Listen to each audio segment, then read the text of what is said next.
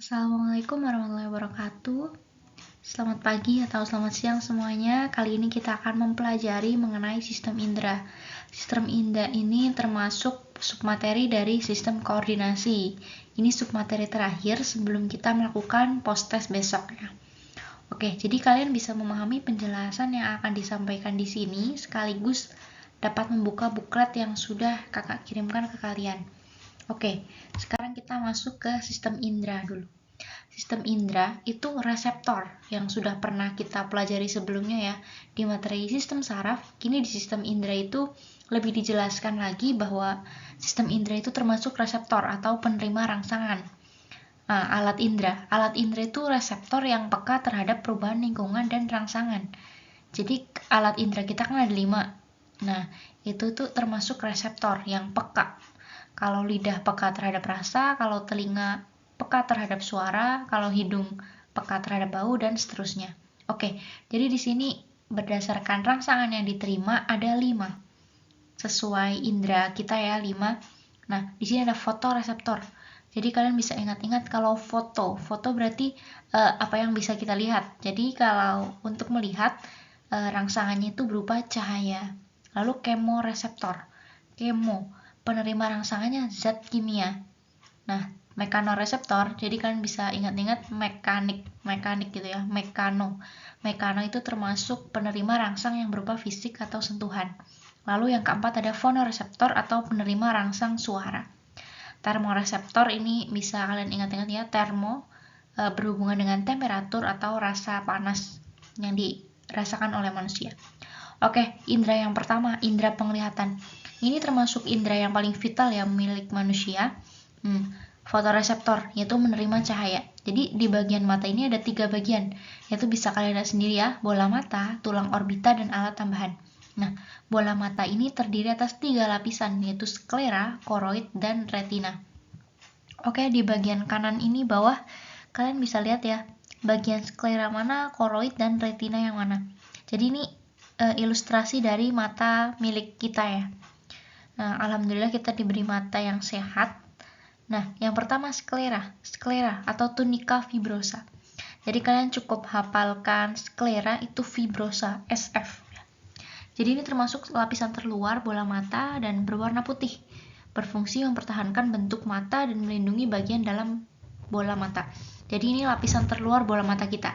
Jadi bagian kita itu yang paling tengah itu ada hitam-hitamnya, yaitu bagian yang paling luarnya itu yang berwarna bening atau putih gitu ya. Nah, itu namanya sklera atau tunica fibrosa. Nah, selanjutnya kalian bisa lihat koroid. Koroid itu di mana? Nah, kalian bisa lihat ya, koroid itu di bagian belakang. Nah, itu ada di bukan belakang banget tapi di tengah.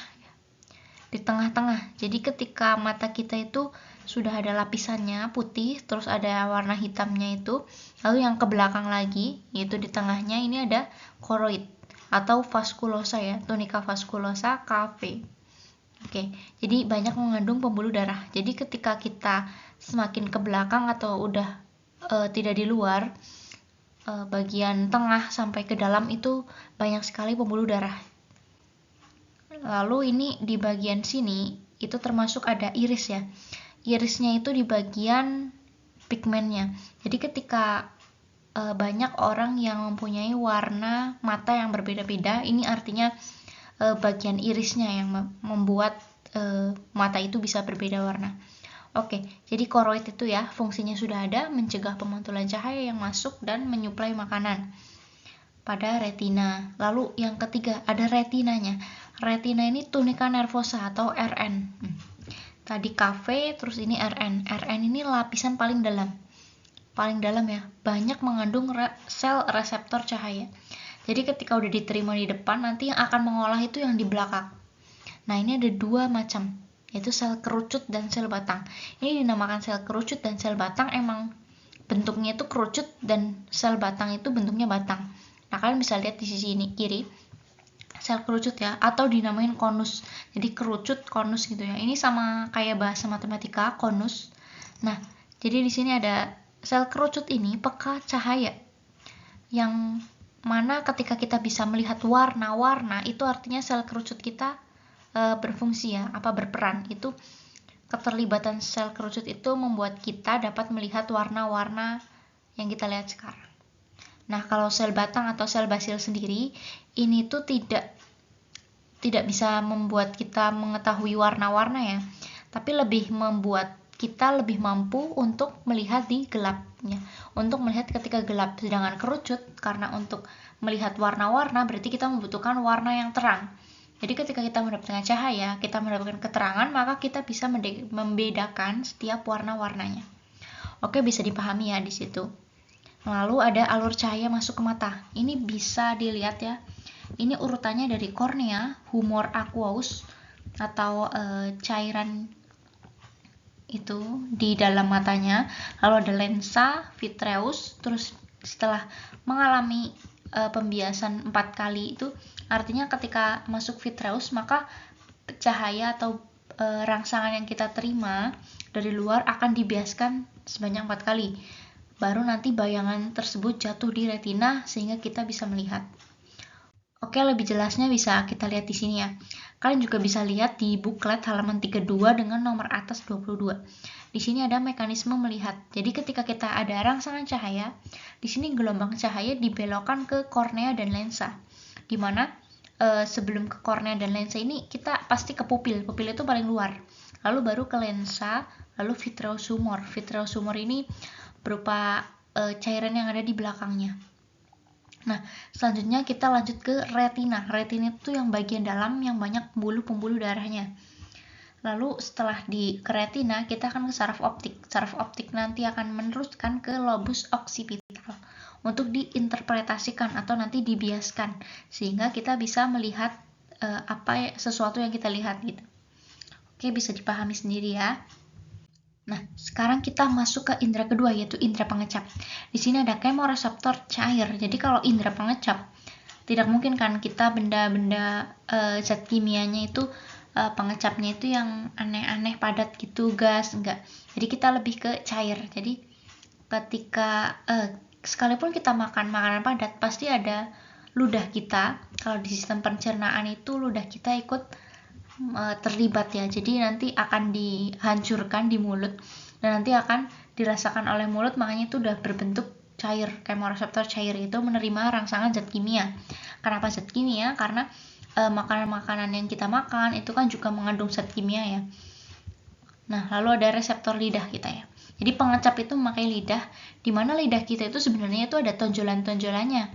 Jadi kita nggak benar-benar rata-rata gitu ya lidahnya. Tanpa kita sadari mungkin ya, kita nggak ngerasain ada tonjolan-tonjolan, tapi memang sebenarnya itu di lidah itu ada. Itu berfungsi untuk merasakan. Nah, di sini kalian bisa lihat yang di gambar di bagian bawah, kita bisa merasakan pahit di bagian belakang, lalu di tepi ujung belakang itu ada asin, lalu depan juga, pokoknya di tepi-tepi itu adalah asin.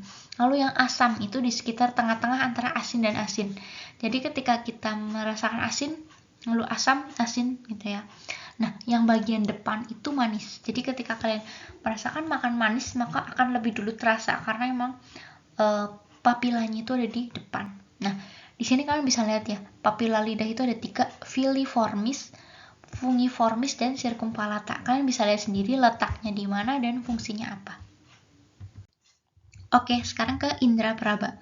Kalian bisa lihat sambil lihat buklet atau memahami penjelasan aja ya.